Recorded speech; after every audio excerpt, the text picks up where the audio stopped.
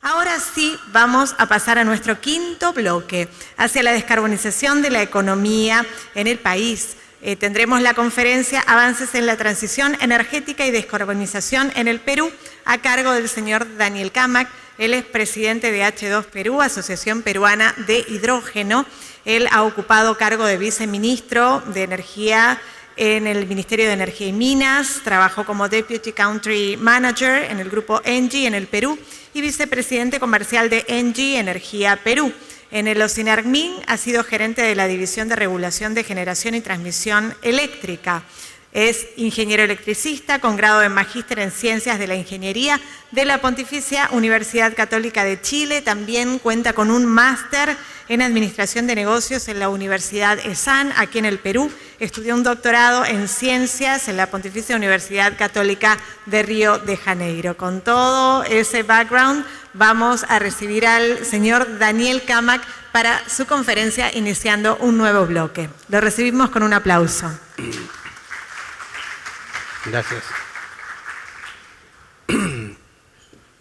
Bien, ¿cómo están? Buenas tardes. Bueno, hoy día voy a hablar un poco de lo que está pasando en el mundo en términos de los avances de transición energética y qué es lo que también el Perú está haciendo. Por el tiempo voy a ir un poco rápido, pero primero para hacer obviamente una reflexión sobre el estado actual de las emisiones a nivel global, ¿no? Como ustedes pueden ver en el lado izquierdo de la pantalla, obviamente aún con las medidas que los países y en general la sociedad está adoptando para disminuir emisiones, con estas metas comprometidas y con lo que normalmente están incorporando en las contribuciones nacionalmente determinadas, aún al 2030 vamos a estar muy por encima del nivel de emisiones que tienen como por objetivo estar debajo de los 2 grados centígrados o 1.5. En realidad, a pesar de los compromisos adoptados al inicio de esta década, en lugar de ir disminuyendo, han ido creciendo, ¿no? Y creo que eso debemos ser conscientes. Si quisiéramos estar en esa senda de los compromisos adoptados anteriormente, necesitamos por lo menos tomar acciones para reducir en un 50% el nivel de emisiones actuales. Entonces, ese número es importante que todos tengamos en la cabeza. O sea, si queremos entrar en esa senda, tenemos que disminuir la mitad de aproximadamente 51 gigatoneladas de emisiones de CO2 equivalente en lo que resta de esta década, es decir, al 2030. También es sabido de que efectivamente hoy son reconocidas estas 5 palancas de descarbonización, ¿no? Entre las cuales obviamente se encuentran las energías renovables, las acciones de eficiencia energética que hace mucho la industria, la electrificación de diversos sectores de la economía, ¿no? Y finalmente como palancas muy importantes el hidrógeno y la captura de CO2. Entonces, con todas estas palancas podríamos inclusive al 2050 llegar a abatir aproximadamente 35 gigatoneladas de emisiones de CO2. Entonces, hoy los países están transitando a reducir sus emisiones basados justamente en estas 5 palancas de descarbonización. Y ciertamente este gráfico lo que nos demuestra es que efectivamente algunos países han llegado inclusive al pico del nivel de emisiones que podían tener, ¿no? Y otros están muy cerca de eso. Entonces las acciones de descarbonización que tienen que adoptar deben ser más profundas y más severas, digamos, y en menos tiempo. Entonces, sin duda es un compromiso muy fuerte. Como ustedes ven ahí en el texto, el 90% de los países que forman parte del Acuerdo de París, si bien es cierto, han actualizado sus compromisos de las contribuciones nacionalmente determinadas, todas esas se han efectuado antes del año 2021, ¿no? Y recientemente solamente Brasil es el que ha incorporado o actualizado medidas mucho más fuertes para avanzar en un proceso de descarbonización. No obstante, y creo que este es otro gran mensaje, el mundo ha ido avanzando en muchas inversiones en estas palancas de descarbonización. Y, por ejemplo, ustedes ven la tasa de crecimiento compuesto que hemos tenido hasta el 2019 ha sido más o menos de 10% en inversiones en descarbonización, pero en los últimos años hemos subido a una tasa a nivel global de 21%. O sea, hay más inversiones en acciones de descarbonización. Aunque el 2024, obviamente, esta tasa disminuyó a un 11%, pero son cerca de 2 billones de dólares que anualmente se desarrollan en estas acciones de descarbonización. Importante en qué se está invirtiendo, ¿no? Entonces, obviamente, energías renovables es la base más fuerte, captura de CO2, hidrógeno verde y la electrificación del transporte, ¿no? Y esto mucho tiene que ver con sectores que usualmente generan muchas emisiones en estos países. Pero también importante ver el que está en la parte superior, que son las inversiones en líneas de transmisión, ¿ya? Y esto es muy importante ahora que hablamos mucho de cambios regulatorios asociados a la utilización de más energías renovables. Esa inversión en transmisión es justamente la que en el mundo se ha ido desarrollando para permitir mayor integración de energías renovables. Y por los problemas que hoy se tienen en el mundo, no ha sido suficiente esa inversión, porque se necesita más inversión en líneas de transmisión para poder evacuar todo el recurso de generación que nos da la capacidad o el potencial solar o eólico de un determinado país. En América Latina ha sido muy similar, digamos, el destino de estas inversiones, pero no obstante el crecimiento ha sido mucho más bajo que a nivel mundial, ¿no? O sea, América Latina siempre va un poco más rezagada que el contexto global en términos de estas inversiones, pero nuevamente, ¿no?, enfocadas en energías renovables, enfocadas en hidrógeno, captura, electrificación del transporte y finalmente inversiones en más líneas de transmisión para integrar esas energías renovables. Sin duda, a nivel global, el país que más ha crecido en inversiones de descarbonización ha sido Estados Unidos, y en América Latina quizás destacar el avance que ha tenido Brasil, ¿no?, donde el 2023 ha destinado más o menos 3.4 mil millones de dólares en estas inversiones de descarbonización. Entonces, sin duda se está avanzando, pero no al ritmo que el mundo necesita, no al ritmo por el cual obviamente necesitamos entrar en una senda de tener obviamente un futuro más sostenible. Ha habido incrementos en energías renovables, ha habido inversiones en redes eléctricas, ha habido nuevas inversiones en captura de CO2 y desarrollos de hidrógeno, también obviamente en almacenamiento de energía y el transporte electrificado, ¿no?, que aumentó más o menos en un 16% hasta alcanzar una inversión de 111 mil millones de dólares. ¿Ya? Y esta es una forma importante de descarbonización, electrificar aquellos sectores que usualmente está basado en el uso de combustibles fósiles. ¿Qué es lo que tiene el país? Bueno, Perú, como todos sabemos, tiene un objetivo muy ambicioso de reducir emisiones en un 40% al 2030.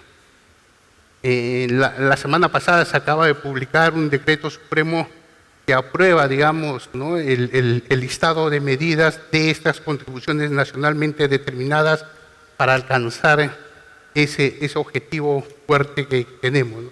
No obstante, debemos ser muy transparentes en señalar de que obviamente con esas medidas que se están incorporando probablemente no vamos a llegar a alcanzar ese límite de emisiones de no superar, por ejemplo, cerca de los 209 millones de toneladas equivalentes de CO2, que es una meta no condicionada, o por lo menos no superar los 179 millones de toneladas de CO2, que es una meta condicionada, ¿no? Y obviamente muchas otras acciones relacionadas con el cambio climático e inclusive algunas regulaciones como estas relacionadas con el sector energía y transporte que en algún momento se publicaron pero que nunca al final han surtido efecto hasta el día de hoy. No es que hayas desarrollado un proyecto basado en eso, ¿no? Y una cosa que desde H2 Perú, por ejemplo, nos sorprende mucho es que en estas medidas no esté de manera explícita la incorporación de las soluciones de hidrógeno de bajas emisiones como medida importante para alcanzar estos compromisos de Perú, ¿no? Entonces, está muy basado en energías renovables. Bien, es cierto, vamos a avanzar en eso, pero obviamente la realidad física de incorporar más energías renovables tiene muchos otros factores, como es el que en el mundo se está viendo con mayores necesidades de inversión, sobre todo en sistemas de almacenamiento y redes eléctricas. Y creo que esto aquí es el principal mensaje, ¿no? Esta es la composición de nuestra matriz energética. Hay un predominio, sin duda, de los hidrocarburos líquidos, ¿no? Que es la parte que está en la parte más oscura. Entonces, a pesar de todos los esfuerzos, a pesar de toda la transición energética que ha ido teniendo el país, y sobre todo con la introducción del gas natural, donde hemos desplazado mucho de este diésel, todavía sigue siendo el elemento más importante, ¿no? Entonces, cuando uno compara esto, por ejemplo, con otros países, la parte del concepto principal de transición energética es cómo disminuir ese segmento de la base, que es electrificando aquellos sectores que no es fácil de electrificar. Y eso se logra con hidrógeno. El sector transporte, por ejemplo, donde hoy se utiliza mucho combustible líquido, debería ser disminuido, por ejemplo, con un hidrógeno de bajas emisiones. Entonces, esa es una forma de cómo incorporar, digamos, soluciones de bajas emisiones en aquellos otros sectores como son el transporte, la minería, la acería, cementos, etc. Y en términos energéticos, sin duda, y todos sabemos, Perú tiene una matriz energética, digamos, de una calidad ambiental muy importante, buena, por decirlo de alguna forma. Es uno de los sectores que menos emisiones provoca en el sistema en general nacional, comparado con otros sectores como es, por ejemplo, el transporte o el sector de suelos y silvicultura, ¿no? Importante también mencionar que obviamente la participación de energías renovables, si bien es cierto ha alcanzado un 9%, probablemente en los próximos años pueda subir esa participación para atender los nuevos requerimientos de demanda, pero obviamente basado en una solución que no permita disminuir la calidad de un suministro confiable y sobre todo económico para una producción de 24 horas continua, que es lo que todos los consumidores requieren. Entonces, en Perú se han ido desarrollando muchas iniciativas, ¿no? A nivel, digamos, a nivel energético, el sector hidrógeno ha ido avanzando, se ha aprobado una ley, se ha propuesto un reglamento que también hay que decirlo con toda transparencia, no entendemos por qué hasta ahora el Ministerio de Energía y Minas no aprueba ese reglamento. Han pasado los 6 meses que la ley dictaminaba, se ha hecho una propuesta de un reglamento muy técnico, de calidad, de un contexto mundial muy interesante, tomando todas las referencias y el estado del arte que existe a nivel global, pero sin duda eso es una mala señal para todos los que quieren invertir, ¿no? Porque obviamente ya se han anunciado muchos proyectos de hidrógeno en el país, y para que eso pueda avanzar tiene que tener completadas la normativa, no solamente a nivel de ley, sino de reglamentos, normas técnicas de calidad, de seguridad, etc. Y esto es otro elemento importante, ¿no? De la visión de H2 Perú tiene que ver un poco con el potencial que Perú tiene, ¿no? Y cuando hablamos de descarbonizar de la economía, lo podemos hacer porque tenemos una fuente energética subutilizada. Y subutilizada porque hemos tenido, digamos, tenemos el privilegio de tener que producir gas natural a precios muy competitivos, que ha permitido, como repito, descarbonizar gran parte de la economía, pero hay un potencial renovable que puede ser utilizado para descarbonizar esos otros sectores que hoy todavía no han sido inicializados. Entonces, para tener idea de lo que hablamos, al día de hoy hay más de 33,000 megavatios de proyectos de generación renovable que quieren ingresar en operación, que quieren construirse, quieren desarrollar y abastecer el sistema. Para los que están en el sector energético saben que nuestra demanda máxima de consumo es aproximadamente, y en el mejor de los casos podría llegar a 8,000. Entonces, ¿tienen idea de cómo podrían poner en valor estos 33,000? Aún si toda la energía renovable pudiera abastecer todos los nuevos crecimientos de demanda, muy poco sería el porcentaje que se podría poner en valor de estas fuentes renovables no convencionales. Entonces, es ahí donde el mensaje del hidrógeno juega un rol importante. Las necesidades de producción de energía eléctrica para a su vez producir hidrógeno es abundante. Entonces, se puede poner en valor esta energía renovable, descarbonizando aquellos otros sectores que, como hemos visto, hoy todavía tienen el mayor porcentaje dentro de nuestra matriz energética de consumo, ¿no? Y ese es, digamos, la visión, el objetivo que desde H2 Perú siempre comunicamos, que en lugar, digamos, de buscar espacios donde no lo hay, se puede encontrar en estos nuevos usos de consumo de electricidad, ¿no? Y es exactamente el hidrógeno, ¿no? El hidrógeno en realidad es el único, digamos, vector energético que en realidad puede acercar un electrón de una energía renovable o una molécula del gas natural, por ejemplo, en el caso de un hidrógeno de bajas emisiones, a esos otros sectores de la economía donde no es posible hoy día llegar con electricidad directamente, ¿no? Y es justamente aquellos sectores donde que son a su vez los de un consumo intensivo de energía eléctrica, como repito, como es la minería, la acería, cementos, el transporte. Hoy ya hay soluciones, ¿no? Me dio mucho gusto la presentación de uno de los proyectos relacionados con el hidrógeno, que hacía referencia efectivamente a que hoy hay soluciones de transporte, de buses, de camiones de transporte pesado, de trenes que ya operan en el mundo. No es algo que es una tecnología que se va a desarrollar. Hay muchos pilotos para otras soluciones, pero para el sector de transporte ya hay soluciones comerciales que funcionan. Hace unos meses atrás, para que tengan una idea de lo que estamos hablando, se ha aprobado, digamos, un tren que con una sola carga de hidrógeno recorre 2.800 kilómetros en Estados Unidos. Una sola carga de hidrógeno. Entonces, es por eso que el hidrógeno en el sector de transporte va a jugar un rol fundamental, complementado seguramente con la movilidad eléctrica, que es para alcances o distancias menores y para transporte de menor tonelaje. Importante mencionar, bueno, que fue la presentación, el tema del hub del hidrógeno, ¿no? Creo que Perú está en un momento en que puede planificar, por ejemplo, el mejor desarrollo de la industria del hidrógeno basado en el concepto del hub del hidrógeno en el sur del país, por ejemplo, ¿no? Y lo mismo se puede hacer en el norte, ojo, ¿eh?